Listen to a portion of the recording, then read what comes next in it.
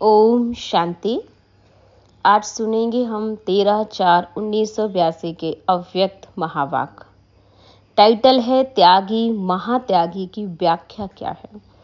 क्योंकि त्यागी मतलब घर बार छोड़ना, अपने पुरानी दुनिया से चीज़ों से बुद्धि का योग हटाना। लेकिन एक महात्यागी जो आत्मा होती है वो अपने ही अवगुणों का त्याग करती है। अपने अंदर से हर एक जो रग लगी हुई है दुनिया से, चीज़ों से, उन सब से त्याग करने का पार्ट प्ले करती है। जिसके लिए बाबा ने ब्रह्मा कुमार भाई बहनों पर अटेंशन दिलाया कि बच्चों को इस वक्त हर चीज़ का त्याग करना है। चाहे बाबा ने कहा आप सेवा करते हो तो उसका भी भान अगर रखना कि मैंने सेवा की या मैं बहुत अच्छी सेवा कर लेती हूँ, मैं सबकी प्रिय हूँ, तो ये भी एक प्रकार से जो है एक महात्यागी की विशेषता नहीं हो सकती है।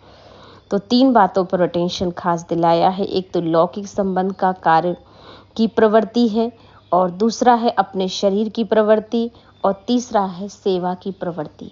तो ये बहुत बड़ी प्रवृत्ति है जिसका महापरिवर्तन करने की आवश्यकता है। इसके लिए हम सुनेंगे बाबा के विस्तार से महावाक्य। बाप दादा सर्व ब्राह्मण आत्माओं से सर्वस्व त्यागी बच्चों को देख करके 3 प्रकार के बच्चे बाबा ने देखे। एक हैं त्यागी, दूसरे महात्यागी और तीसरे सर्वस्व त्यागी। तीनों ही त्यागी हैं, लेकिन सब नंबरवार नजर आए। त्यागी की विशेषता क्या थी? जिन्होंने ज्ञान और योग के द्वारा अपने पुराने संबंध, पुरानी दुनिया, पुराने संपर्क द्वारा प्राप्त हुई अल्पकाल की प्राप्तियों को त्याग करके ब्राह्मण जीवन अर्थात योगी जीवन संकल्प द्वारा अपनाया है। अर्थात यह सब धारणा की है कि पुराने जीवन से ये योगी जीवन श्रेष्ठ है।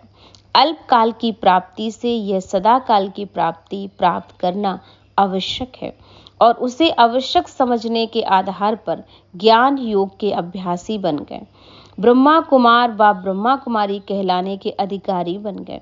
लेकिन ब्रह्मा कुमार कुमारी बनने के बाद भी पुराने संबंध, संकल्प और संस्कार संपूर्ण परिवर्तन नहीं हुए हैं, लेकिन परिवर्तन के युद्ध में सदा तत्पर रहते हैं। अभी अभी ब्राह्मण संस्कार अभी अभी पुराने संस्कारों का परिवर्तन करने के युद्ध स्वरूप में है। इसको कहा जाता है त्यागी बने, लेकिन संपूर्ण परिवर्तन नहीं किया। सिर्फ सोचने और समझने वाले हैं कि त्याग करना ही महाभाग्यवान बनना है। करने की हिम्मत कम है। अलवेलेपन के संस्कार बार बार इमर्ज होने से त्याग के साथ साथ आराम पसंद भी बन गए हैं। समझ भी रहे हैं, चल भी रहे हैं, पुरुषार्थ भी कर रहे हैं, ब्राह्मण जीवन को छोड़ भी नहीं सकते। ये संकल्प भी दृढ़ है कि ब्राह्मण ही बनना है। चाहे माया या मायावी संबंधी पुराने जीवन के लिए अपनी तरफ आकर्षित भी कर सकते हैं, तो भी इस संकल्प में अटल है कि ब्राह्मण जीवन ही श्रेष्ठ है। इसके निश्चय बुद्धि पक्के हैं। लेकिन संपूर्ण त्यागी बनने के 2 प्रकार के विघ्न आगे बढ़ने नहीं दे रहे हैं। और वह कौन से विघ्न है? एक तो सदा हिम्मत नहीं रख सकते, अर्थात विघ्नों का सामना करने की शक्ति कम है। और दूसरा अलवेलेपन का स्वरूप आराम पसंद बनकर चलना। पढ़ाई, याद, धारणा और सेवा सब सब्जेक्ट में कर रहे हैं, चल भी रहे हैं, पढ़ भी रहे हैं, लेकिन आराम से। संपूर्ण परिवर्तन के लिए शस्त्रधारी शक्ति स्वरूप की कमी हो जाती है। स्नेही है लेकिन शक्ति स्वरूप नहीं है। मास्टर सर्वशक्तिवान स्वरूप में स्थित नहीं हो सकते हैं, इसलिए महात्यागी नहीं बन सकते। तो यह है त्यागी आत्माएं। तो महात्यागी की विशेषता क्या है? कि सदा ही संबंध, संकल्प और संस्कार सभी के परिवर्तन करने के सदा हिम्मत और उल्लास में रहते हैं। पुरानी दुनिया, पुराने संबंध से वो न्यारे रहते हैं। और महात्यागी आत्माएं सदा ये अनुभव करती हैं कि ये पुरानी दुनिया व संबंधी मरे ही पड़े हैं। इसके लिए युद्ध नहीं करनी पड़ती। सदा ही स्नेही है, सहयोगी है, सेवाधारी शक्ति स्वरूप की स्थिति में स्थित रहते हैं। बाकी रह क्या गया कि महात्यागी के फलस्वरूप जो त्याग का भाग है ना, महाज्ञानी, महायोगी श्रेष्ठ सेवाधारी बन जाते हैं और इस भाग के अधिकार को कहाँ कहाँ उल्टे नशे के रूप में यूज कर लेते हैं। और पास्ट जीवन का संपूर्ण त्याग है, लेकिन त्याग का भी त्याग नहीं। लोहे की जंजीरें तोड़ दी हैं, आयरन एजेड से गोल्डन एजेड तो बन गए, लेकिन कहाँ कहाँ परिवर्तन सुनहरी जीवन के सोने की जंजीर में बंध जाता है। वह सोने की जंजीरें क्या है? मैं और मेरा। मैं अच्छा ज्ञानी हूँ, मैं ज्ञानी तू आत्मा हूँ, योगी तू आत्मा हूँ।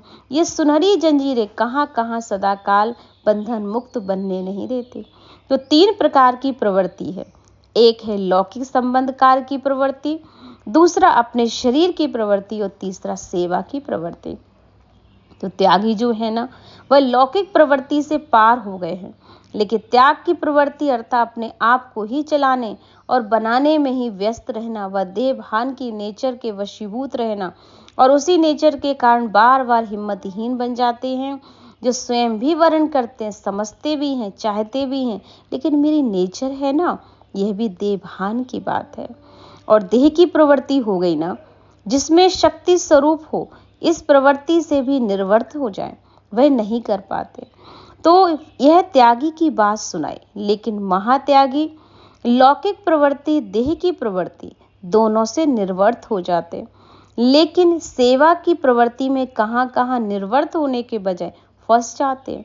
और ऐसी आत्माओं को अपने देह का भान भी नहीं सताता, क्योंकि दिन रात सेवा में मगन है ना।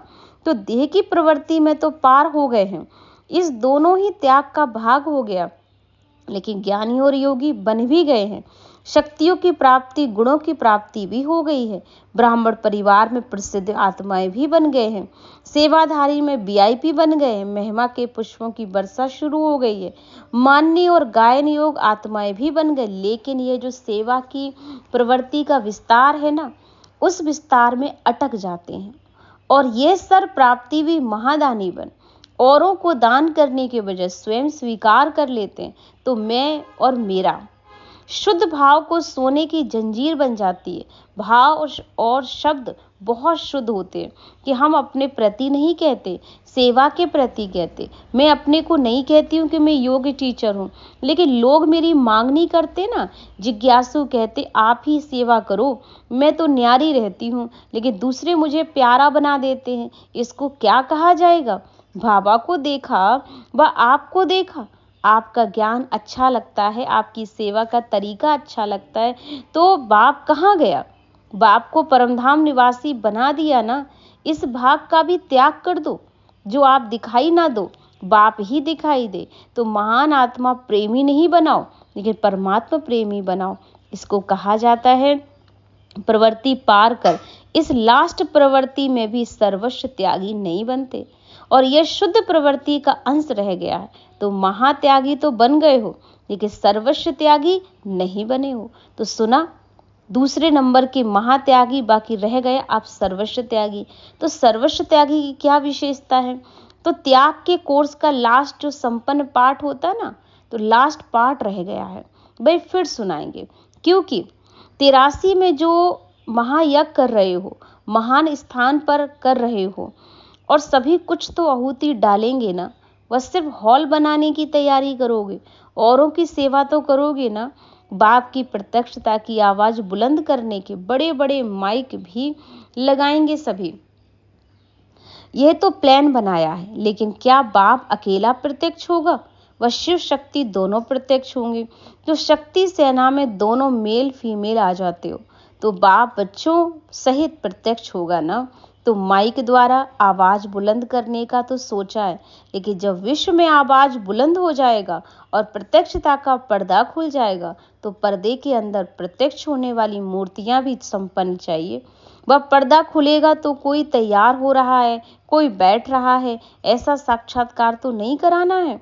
कोई शक्ति स्वरूप पकड़ रहा है तो कोई तलवार पकड़ रहा है, ऐसा फोटो तो नहीं निकालना है। तो क्या करना है? आज से संपूर्ण स्वाहा, इसका भी प्रोग्राम बनाना पड़े। तो महायज्ञ में सोने की जंजीरें भी स्वाहा कर देना, लेकिन उसके पहले भी अभ्यास अभी से चाहिए। ऐसे नहीं कि 83 में करना।